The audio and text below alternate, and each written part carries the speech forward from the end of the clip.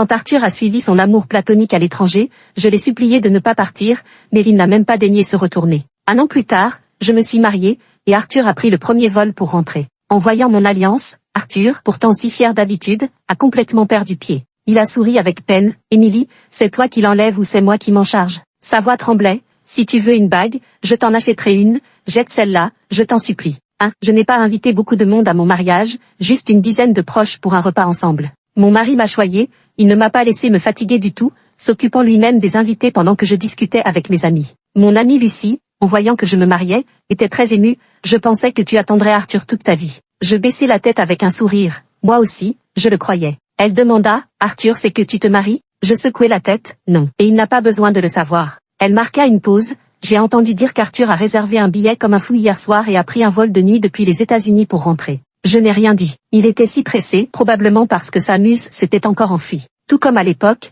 lorsqu'elle s'était fâchée avec Arthur et était partie aux États-Unis. Arthur avait réservé un billet d'avion devant moi pour aller la chercher. J'avais mes règles à ce moment-là et même enroulée dans une couverture, je grelottais de froid. Tremblante, je restais assise face à lui, regardant ses doigts élégants tapoter sans hésitation sur son téléphone pour réserver un billet pour le vol du soir. Je serrai les dents, voulant encore le retenir. « Arthur, tu ne peux pas rester ?» Arthur me regarda de ses yeux brillants et mystérieux, souriant avec désinvolture. « Sois sage à la maison, je t'achèterai un cadeau. » Il souleva mon menton, effleura mes lèvres d'un baiser léger et me borda dans la couverture. « Tu veux un collier ou un bracelet ?» Je ne dis rien. Arthur aimait offrir des bijoux, il m'en avait offert des tas, mais jamais une bague. Il n'a pas offert beaucoup de cadeaux à Grace, mais à chaque fois, c'était une bague. J'ai pris une profonde inspiration, regardant son visage mince et beau, sa peau pâle, et j'ai quand même voulu le retenir. « Tu ne peux vraiment pas rester ?» Le sourire d'Arthur s'est légèrement estompé, et il a tapoté ma tête. « Tu sais quelle est notre relation. » Je suis restée sur place, sans rien à dire. Arthur est celui que j'ai reconquis de moi-même. Il n'avait qu'une seule condition, notre relation devait rester secrète, surtout devant Grace. Pour dire les choses crûment, je n'étais qu'un roue de secours. Je n'avais absolument pas le droit de l'empêcher, même s'il vivait déjà avec moi et m'avait emmené à des réunions de famille. Arthur, voyant que je ne disais plus rien, m'embrassa sur le front en souriant. « Sois sage, je te rapporterai un cadeau. » Je baissai la tête. « Quand reviendras-tu ?» Il se leva en boutonnant lentement sa chemise. « Quelques jours. » Il ne s'attendait probablement pas à ce que cette fois, sa muse ne parte pas seulement à l'étranger pour se changer les idées, mais pour étudier, ce qui l'a conduit à rester avec elle pendant 1 an. Je regardais le dos grand et droit d'Arthur s'éloigner et pousser un soupir. Comme s'il sentait mon mécontentement, Arthur se retourna. « Avant de partir, réfléchis à ce que je pourrais faire pour toi, je ferai tout mon possible. » Je regardai son visage et réfléchis un instant. « Pourrais-tu te renseigner sur quelqu'un pour moi ? Il s'appelle William, c'est un reporter de guerre. » Le visage d'Arthur s'assombrit. « Quel rapport avec toi ? Si tu ne peux pas l'expliquer clairement, je n'aiderai pas. » Je pinçai les lèvres. « Mon frère, le fils de ma tante. » L'expression d'Arthur s'adoucit légèrement, et il hocha la tête. « Attends mes nouvelles. » Il tourna les talons et partit. Je regardai sa silhouette disparaître, puis sortis une photo de mon portefeuille. Sur la photo, on voyait un homme mince et beau, qui ressemblait beaucoup à Arthur. Je caressai la photo du doigt. Arthur était vraiment un homme oublieux. Je lui avais pourtant dit que j'avais grandi dans un orphelinat, alors comment aurais-je pu avoir une tante ? Je lui avais aussi raconté qu'il y avait un grand frère à l'orphelinat qui s'occupait toujours de moi, et que nous avions grandi ensemble. Mais il l'a oublié aussitôt entendu. Il n'a jamais douté non plus de pourquoi j'aimais tant contempler son visage. Je n'aimais que son visage.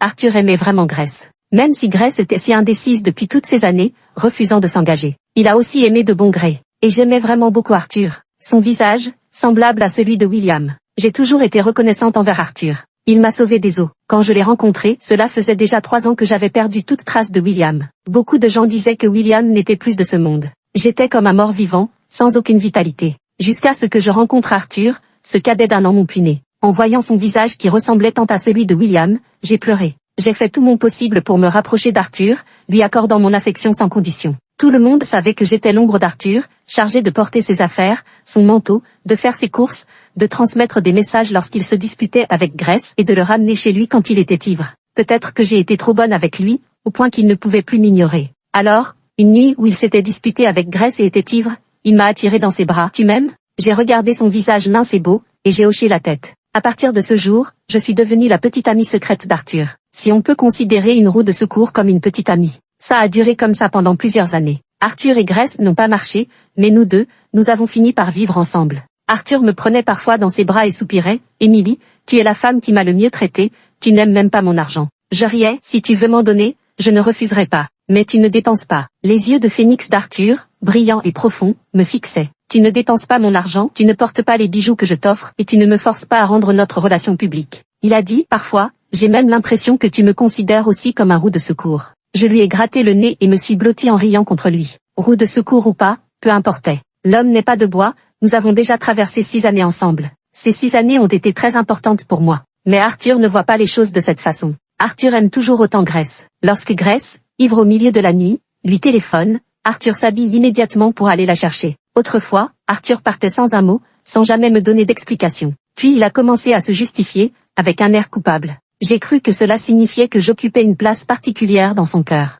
Mais je me trompais. Il a quand même suivi Grace à l'étranger, sans me laisser la moindre chance de le retenir. Il est parti pendant 1 an. En fait, Arthur est revenu une fois entre-temps. Il était ivre et m'a demandé d'aller le chercher. Quand je suis arrivé, il était assis dans une loge de boîte de nuit, en train de faire un appel vidéo avec Grace. En me voyant, il m'a fait signe, « Émilie, viens ici ». Il a présenté Grace à moi, « Je te présente Émilie, ma petite amie depuis 6 ans ». Grace restait impassible. Mais son regard m'a effleuré, s'attardant quelques secondes sur mon visage. Puis elle a souri, « Arthur, tu as changé de cœur ?» Arthur a aussi souri, « Oui. Pourquoi je m'obstinerais à courir après toi alors que j'ai une épouse douce et dévouée ?» Grace, voyant Arthur me tenir par la taille, nous a demandé depuis combien de temps nous étions ensemble. J'ai répondu honnêtement, 6 ans. Grace raccrocha l'appel. Elle, d'habitude si fière, perdit contenance au point d'oublier même de dire au revoir. Le bras d'Arthur autour de ma taille se raidit soudain. Ce soir-là, Arthur m'avait prise dans ses bras pour dormir. Mais après avoir reçu un appel, il revint et ne cessa de m'embrasser, passant la nuit entière à me contempler sans fermer l'œil. Au matin, sa voix était rauque, « Émilie, c'est la fin pour nous. »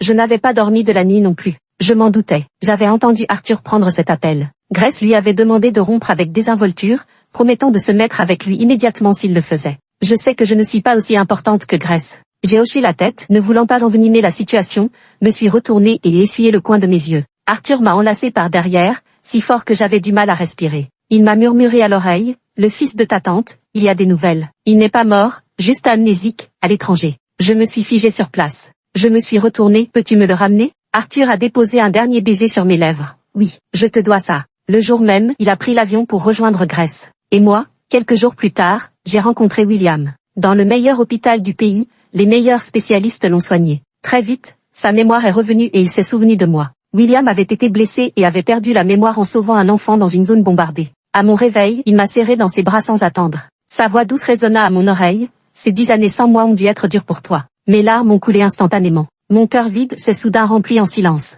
4. William et moi avons perdu 10 ans, et nous ne voulons plus gaspiller les 10 prochains. Nous nous sommes fiancés rapidement. William m'a aussi demandé si, pendant ces 10 années, j'avais aimé quelqu'un d'autre, me mettant en garde contre une décision impulsive que je pourrais regretter. Le visage d'Arthur m'est apparu vaguement dans l'esprit. Mais cela disparut aussi vite, je secouai la tête en souriant et dis, non. Je caressai la cicatrice que William s'était faite en sauvant un enfant en zone de guerre, et répétai, non. En vérité, avant que William ne me pose la question, j'avais fait plusieurs rêves où Arthur apparaissait. Dans ces rêves, Arthur me regardait avec un sourire froid et me disait de ne pas me faire d'illusions. Le cœur se serre encore parfois. Mais avec le temps, je n'ai plus jamais rêvé d'Arthur. Ces 6 années semblent s'être envolées avec le vent. Mon amie Lucie me demande parfois si je pense encore à Arthur. Je suis restée silencieuse quelques secondes avant de secouer la tête. J'espère qu'il et Grace seront heureux ensemble, dis-je. Qu'ils s'oublient mutuellement, c'est tout. Au moins, moi, j'ai fait de mon mieux pour l'oublier véritablement. Mais quelques jours plus tard, alors que je dînais avec William, nous avons croisé un camarade de classe d'Arthur. Dès qu'il m'a aperçu de loin, il est venu me saluer. « Pourquoi tu ne m'as pas appelé quand t'es rentré au pays,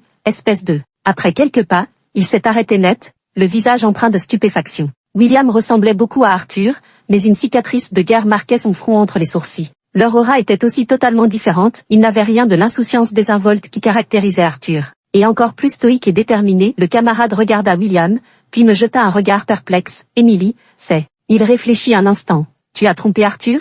Je secouai la tête, nous avons rompu. Le camarade fut encore plus surpris, mais Arthur disait que tu attendais sagement. Je l'ai interrompu, c'est mon fiancé, nous allons nous marier bientôt. Il était stupéfait. En voyant nos mains étroitement enlacées, celles de William et moi, il est parti précipitamment tout en passant un coup de fil. J'ai levé les yeux pour expliquer à William, mais à peine avais-je commencé qu'il a souri, tout ça est du passé, à quoi bon en parler? Il a arrangé mes cheveux, je ne pouvais pas m'attendre à ce que tu m'attendes 10 ans juste parce que j'ai disparu pendant 10 ans. Les larmes me montèrent aux yeux, soudain submergées par un sentiment d'injustice. Les 3 premières années où William avait disparu, je passais mes journées le téléphone à la main, guettant un appel. Je ne l'éteignais jamais, sursautant chaque fois qu'un numéro inconnu apparaissait à l'écran. La première année, j'espérais encore recevoir ce coup de fil m'annonçant que William était simplement blessé et sur le point de rentrer. La deuxième année, j'espérais que quelqu'un me dise que William était toujours en vie. La troisième année, j'ai commencé à avoir peur du téléphone, tout en étant obligé de répondre. Quand Arthur est apparu, on m'a officiellement diagnostiqué une anxiété sévère et des crises de panique.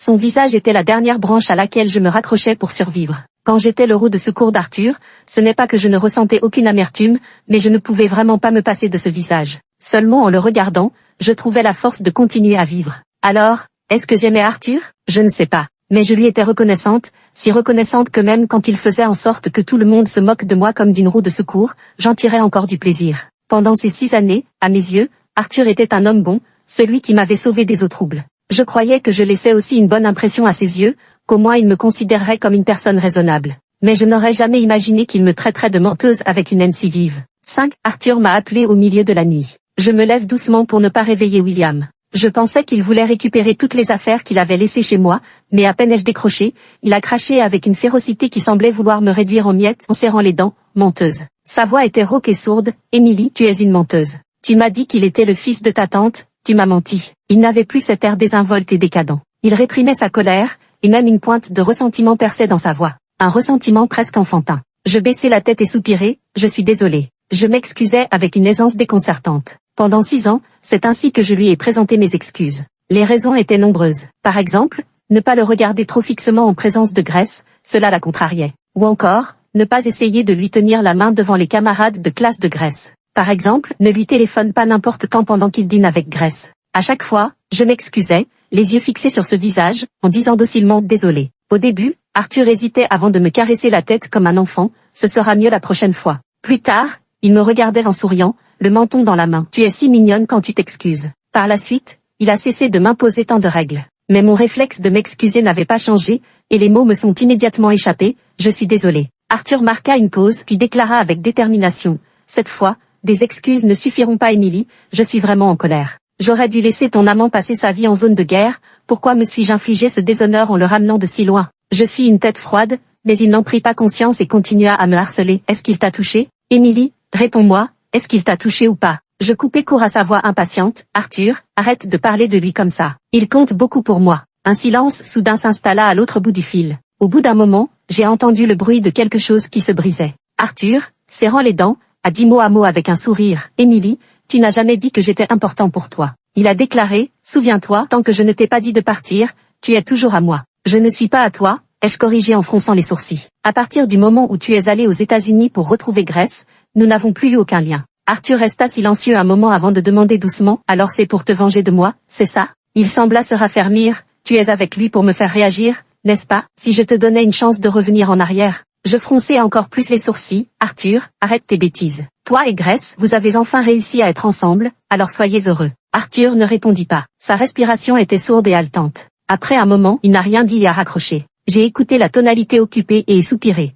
Arthur n'avait toujours pas changé. Dès qu'il était question de Grace, sa raison revenait. Autrefois, quand il était ivre, il m'appelait au milieu de la nuit pour que j'aille le chercher. Je me suis précipité dehors en pyjama avec juste un manteau par-dessus et je l'ai récupéré, complètement ivre, devant le bar. Il faisait un froid glacial, mes mains étaient engourdies, mais lui refusait de rentrer. Son ami, impuissant, m'a présenté ses excuses avant d'envoyer une vidéo à Grace. Je vais montrer à Grace dans quel état tu es. Arthur se redressa soudainement, aussi lucide que s'il n'avait pas bu, et ouvrit lui-même la portière pour monter dans la voiture. Nous restâmes dehors, son ami et moi, à nous regarder comme deux idiots. Son ami avait un regard rempli de gêne et de pitié. Désolé, je n'ai vraiment pas pu faire autrement. Seule Grace arrive à le faire obéir. Je secouai la tête, ce n'est pas grave, ça ne me dérange pas. Ce jour-là, j'ai préparé une soupe pour soulager la gueule de bois d'Arthur et j'ai veillé sur lui toute la nuit sans dormir. Et pendant ce temps, il m'a serré dans ses bras en appelant Grace, toute la nuit. Une voix dans ma tête n'arrêtait pas de me demander, Émilie, est-ce que ça ne te dérange vraiment pas? Alors pourquoi tes mains et tes pieds étaient si froids?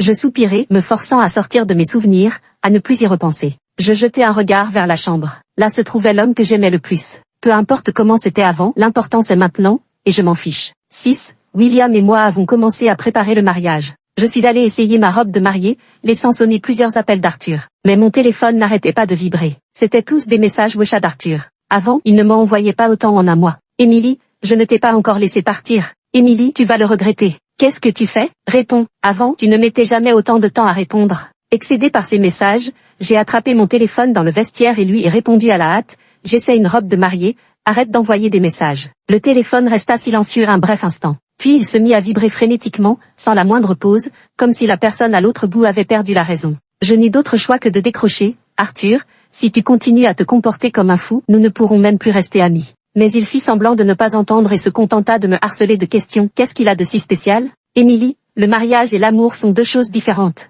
Il prit une profonde inspiration. Émilie, écoute-moi, tes parents sont-ils d'accord pour que tu te maries? Sinon, attends que je rentre pour en discuter avec eux. Je l'interrompis calmement. Arthur, arrête. Un silence s'installa à l'autre bout du fil. Je dis calmement, Arthur, je vais vraiment me marier. Nous avons grandi ensemble depuis l'enfance, nous nous comprenons et nous nous entendons parfaitement. Arthur voulait encore dire quelque chose, mais je l'ai interrompu. Grace ne serait pas contente si elle te voyait comme ça. Il ne dit rien, seulement sa respiration devint moins régulière. Je soupirai, je te l'ai déjà dit, j'ai grandi dans un orphelinat, je n'ai ni père ni mère. Pourquoi tu n'arrives jamais à t'en souvenir? Je raccrochai après avoir dit ça. Arthur ne rappela plus. William, lui, attendait patiemment devant les vestiaires sans jamais me demander pourquoi j'avais mis tant de temps. Il se contenta de m'étreindre longuement lorsque je sortis, refusant de me lâcher. Émilie, merci de m'aimer. Je le serrai à mon tour, merci à toi aussi. Nous avons grandi dans un orphelinat, habitués à graver dans nos cœurs chaque geste de bonté, éternellement reconnaissant. Contrairement à Arthur, ce fils de famille gâté qui a toujours obtenu tout ce qu'il voulait,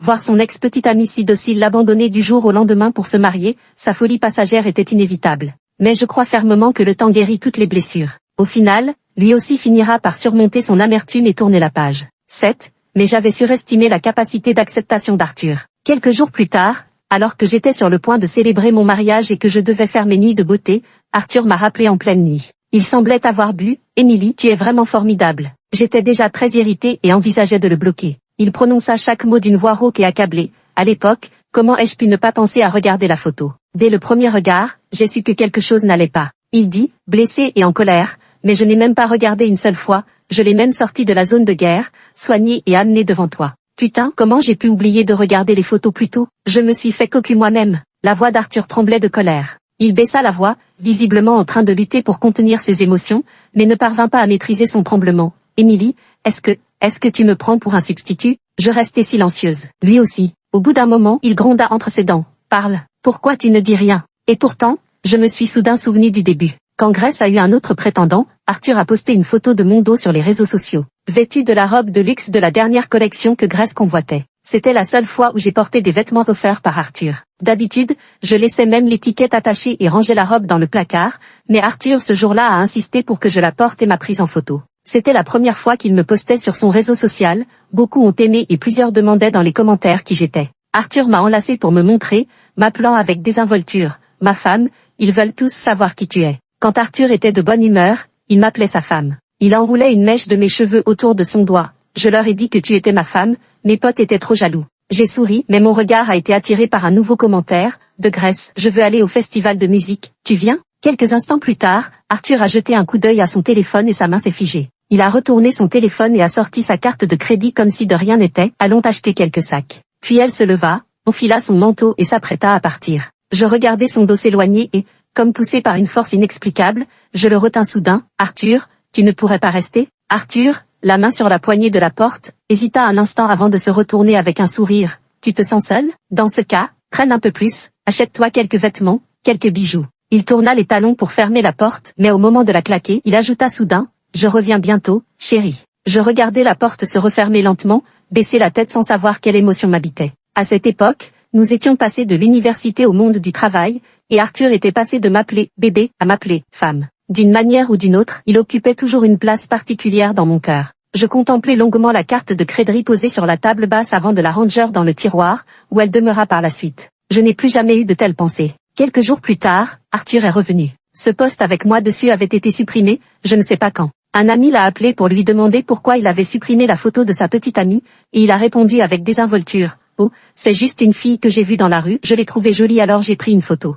Je l'ai supprimée pour éviter les malentendus. À ce moment-là, j'étais dans ses bras, immobile, docile et douce. Il raccrocha et embrassa mon oreille, ma femme est si sage. Il réfléchit un moment, puis publia tout de même ma photo sur son mur, mais en mode visible uniquement pour moi. Arthur caressa mes cheveux, ma femme est trop belle, je ne veux pas que les autres te voient. Je regarde son visage, souris sans rien dire, le cœur insensible. Tout comme cette carte de crédit poussiéreuse dans le tiroir. À l'époque, je n'ai pas dit un mot de plainte, comme boire de l'eau, on en connaît la température. Mais maintenant, Arthur est plein d'amertume, Émilie parle. Suis-je vraiment un substitut? Je poussai un soupir et décidai de mettre les choses à plat. Et moi alors, Arthur? Ces 6 années, qu'est-ce qu'elles ont compté pour toi? Arthur se figea. Je continuai, comme pour moi-même. 6 ans, je n'ai jamais une seule fois exprimé ma souffrance devant toi, Arthur. Et toi, en quelques jours, tu n'en peux déjà plus. La respiration d'Arthur semblait désordonnée. Je soupirai à nouveau, raccroché et bloqué le numéro de téléphone et le compte WeChat d'Arthur. Adieu à ces 6 années. 8. William et moi avons enregistré notre mariage et organisé la cérémonie,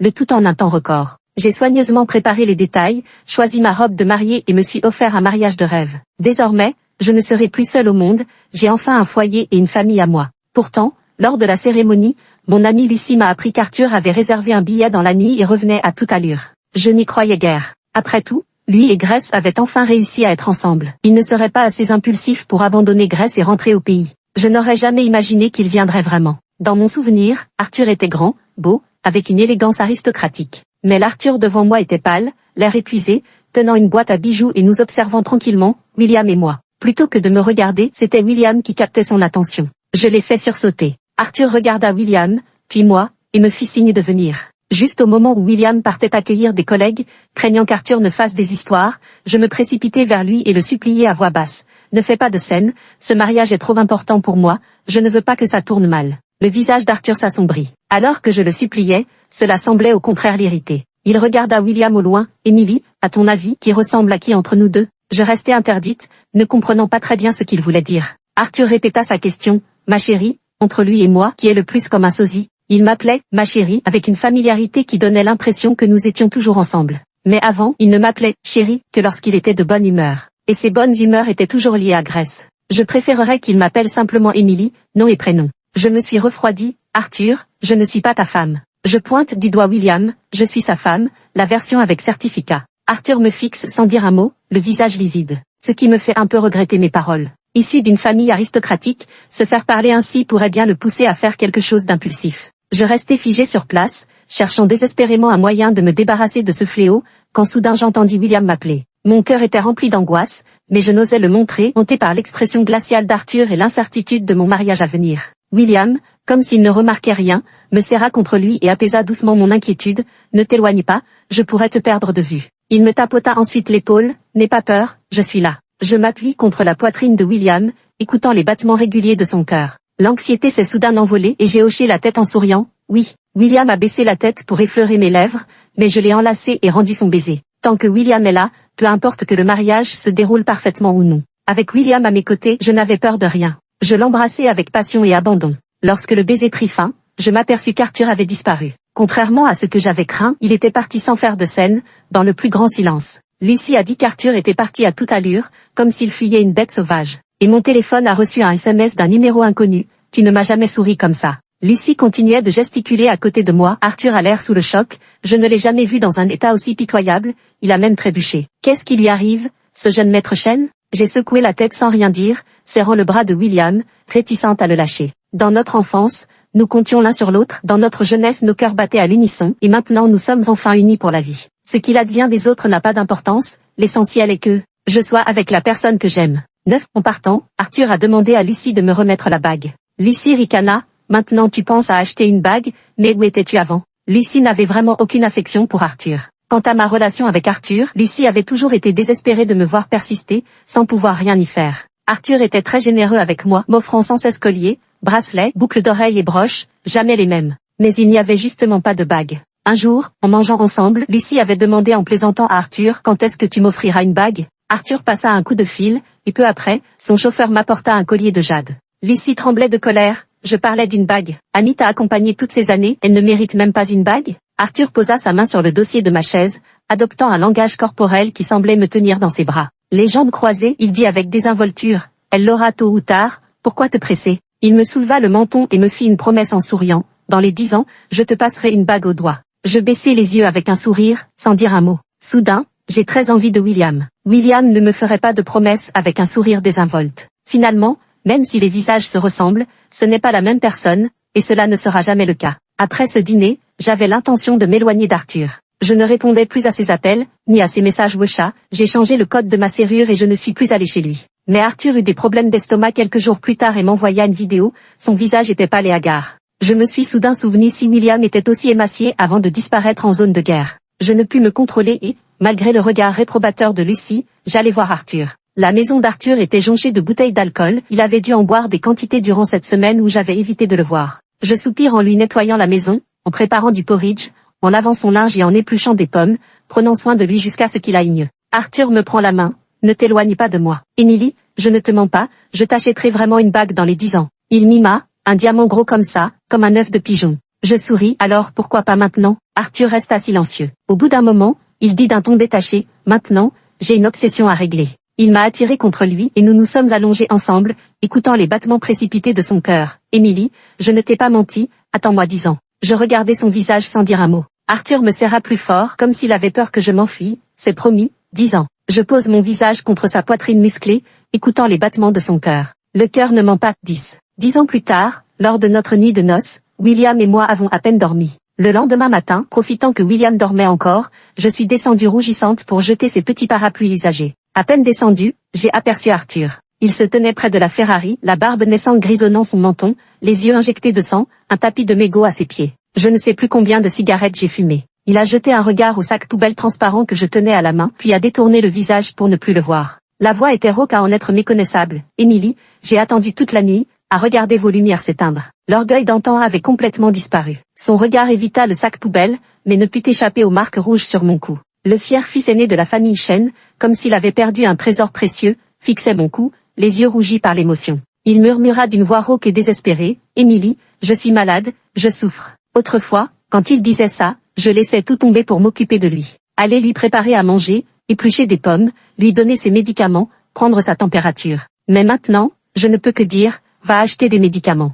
Arthur chancela légèrement, les paupières encore plus rougies. Issu d'une famille aisée, ses parents l'avaient inscrit dès l'enfance à des cours de combat par crainte d'enlèvement, une éducation rude où il apprit à endurer chutes, coups et blessures. Sa plus grande fierté, être l'unique héritier d'une famille riche sans jamais avoir développé de sensiblerie. Pourtant là, une larme coule sur sa joue. Il ne l'essuie pas, me fixant intensément. Émilie, en fait, quand je t'ai vu sourire à William, j'ai beaucoup réfléchi. Je pourrais aussi te traiter comme il le fait. Il ferma les yeux un instant, serra les dents, comme s'il s'apprêtait à prononcer des mots particulièrement difficiles, même si je ne suis qu'un substitut. Un substitut ne peut-il pas devenir officiel? Émilie, je ne supporte pas que tu agisses ainsi avec les autres. Je restai un instant sans voix, agitant ma main droite. À mon doigt brillait une alliance. Le diamant n'est pas gros, mais il a été soigneusement conçu et fabriqué sur mesure. Le visage d'Arthur devint encore plus pâle. Émilie, enlève-le. Tu le fais toi-même ou je t'aide? Il me supplia d'une voix rauque. Si tu veux une bague, je t'en achèterai une, aussi grosse que tu voudras. Jette celle-là, je t'en prie. Je secouai la tête. Non, Arthur, c'est mon alliance.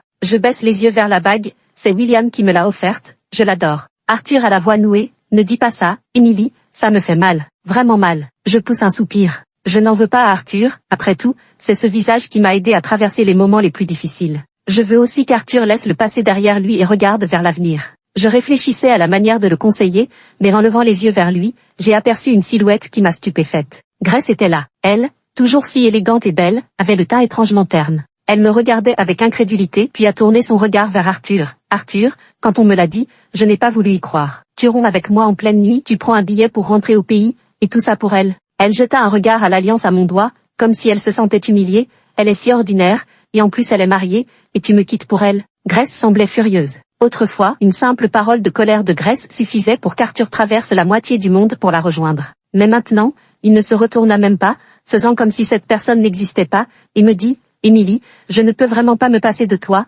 vraiment, je n'arrive pas à dormir, ça fait plusieurs jours que je ne dors presque plus. » Il avait l'air hagard. « Reviens, s'il te plaît Émilie, ma femme, je vais changer, je changerai tout, je ne regarderai plus jamais une autre femme. » Sa voix était rauque à en être méconnaissable, une remplaçante peut devenir titulaire, un mariage peut être dissous, je vais vraiment changer, je t'en supplie. J'ouvris la bouche, trop stupéfaite pour parler. Je n'avais jamais vu Arthur dans cet état. Jamais. Le fier grand-fils de la famille Chen, même après toutes ces années de relations tendues avec Grace, ne l'avait jamais supplié ainsi. Grace resta également stupéfaite. Son visage virait du rouge au blanc, avant qu'elle ne lance, « Ne regrette pas ton choix, je ne te donnerai pas une seconde chance », puis s'enfuit en pleurant. Arthur ne tourna même pas la tête. Je lui fis remarquer, « Grace est vraiment partie. » Arthur tendit cependant la main pour me retenir, « Je n'ai jamais envisagé une relation sérieuse avec elle, elle n'est qu'une obsession. Quand il s'agit de mariage, tu es la seule qui me vient à l'esprit. » Arthur, je me massai les tempes, interrompant son discours. Craignant que William ne se réveille et ne me trouve pas, je décidai de mettre les choses au clair. En réalité,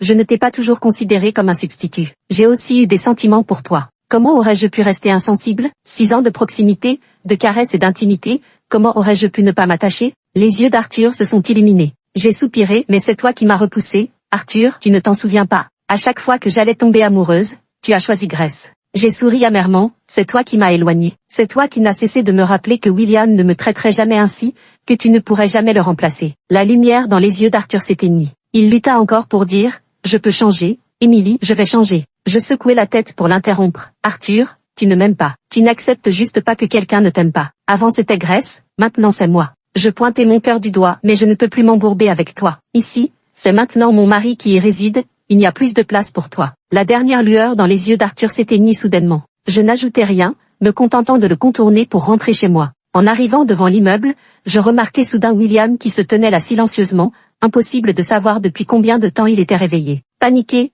je balbutiai, tu as tout entendu. William m'a serré dans ses bras, ne t'inquiète pas. Il a tapoté mon dos, Arthur m'a appelé, il m'a parlé de vous deux, et m'a demandé de te laisser à lui. Qu'est-ce que tu lui as répondu? Ai-je demandé en levant les yeux, surprise. Je lui ai rendu l'argent qu'il avait dépensé pour me faire soigner, en double, et je lui ai envoyé une invitation à notre mariage. À ça, je restais sans voix. Je me demandais comment Arthur avait pu retrouver l'hôtel où nous nous étions mariés. William, lui, savait frapper là où ça fait mal. 11. Je ne sais pas quand Arthur est parti. Je n'avais pas non plus le temps de m'en soucier. J'étais occupée à préparer notre lune de miel avec William. Par un bel après-midi ensoleillé, William et moi sommes arrivés sur une île pour notre lune de miel. Un ciel bleu, des nuages blancs, une mer émeraude et du sable doré, avec une brise légère qui soufflait. William et moi, les yeux mi-clos, nous prélassions au soleil au bord de la mer jusqu'au soir, avant de regagner notre cabane en bois face à l'océan. Cette cabane en bois, j'en avais parlé à Arthur il y a plusieurs années, mais nous n'avions jamais trouvé le temps. Plus tard, quand j'en ai parlé à William, il a immédiatement réservé une chambre et décidé de m'y emmener pour notre lune de miel. Je me tenais devant la fenêtre de la cabane pour contempler la mer nocturne, quand j'ai aperçu une silhouette familière assise sur la plage devant la cabane voisine, buvant une bière. Il était seul, entouré de bouteilles vides. Je me mordis les lèvres, fermai la fenêtre, avant même d'avoir pu tirer les rideaux, William vint m'étreindre et m'embrasser. Du coin de l'œil, j'aperçus sur la plage la silhouette solitaire d'Arthur, levant sans cesse sa bouteille pour boire, tandis que William m'emportait vers la chambre. Au petit matin, en me levant pour boire un verre d'eau, mon regard fut attiré par une vision surprenante. Arthur était toujours sur la plage, immobile. Prise de panique, je me précipitai dehors et m'accroupis pour vérifier sa respiration. Heureusement, je respire encore. Je me tapote la poitrine et m'apprête à partir quand Arthur m'attrape soudain, ouvrant les yeux. Ses yeux autrefois pleins de fougue sont maintenant troubles d'ivresse, tristes et désemparés, posés sur moi dans la lumière matinale. D'une voix rauque, il me supplie, « Émilie, est-ce que je pourrais te serrer encore une fois dans mes bras? Juste une étreinte, rien qu'une. » Je secouai la tête, retirai ma main et me levai. Je suis mariée, Arthur. Arthur, complètement ivre, semblait entre rire et larmes, sa voix se mêlant au bruit des vagues montantes.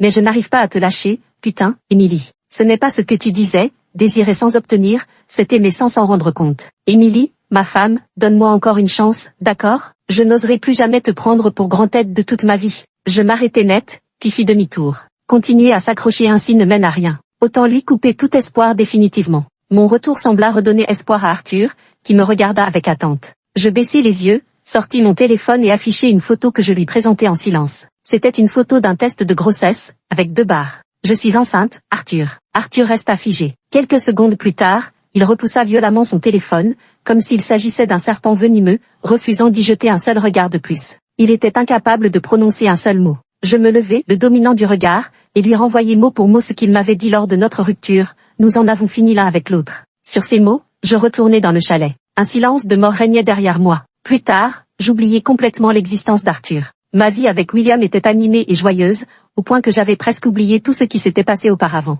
10 mois plus tard, je tombais enceinte et donnais naissance à une fille. Lors du banquet pour les 100 jours de notre enfant, William arpentait les lieux en exhibant notre fille avec fierté, un sourire radieux aux lèvres. Assise à l'écart, je regardais William et notre fille, le cœur rempli de chaleur. Le serveur de la salle de banquet s'approcha en courant, apportant une boîte cadeau élégante. « Bonjour, un monsieur vient de me demander de vous remettre ceci. » Je me demandais si c'était un cadeau pour le centenaire envoyé par un ami de William, alors je remerciai et acceptai, ouvrant la boîte pour regarder. Il y avait 2 objets à l'intérieur. L'un était un cadenas doré étincelant. Il y avait aussi une autre chose, une énorme bague en forme d'œuf de pigeon. Cette bague m'était étrangement familière. Lucie s'approcha pour regarder et s'exclama, « ce n'est pas la bague qu'Arthur t'a offerte pour ton mariage? Il m'a demandé de te la remettre, celle que tu as refusée et que je lui ai rendue. Je restais figée, ne sachant quoi dire. Après un moment de réflexion, j'ai attrapé la boîte cadeau et me suis précipitée dehors. Elle demanda, Arthur, c'est que tu te maries? Pas moi. Lucie m'a accompagnée dans ma course et a soupiré. S'il avait été comme ça plus tôt, vous deux n'auriez pas.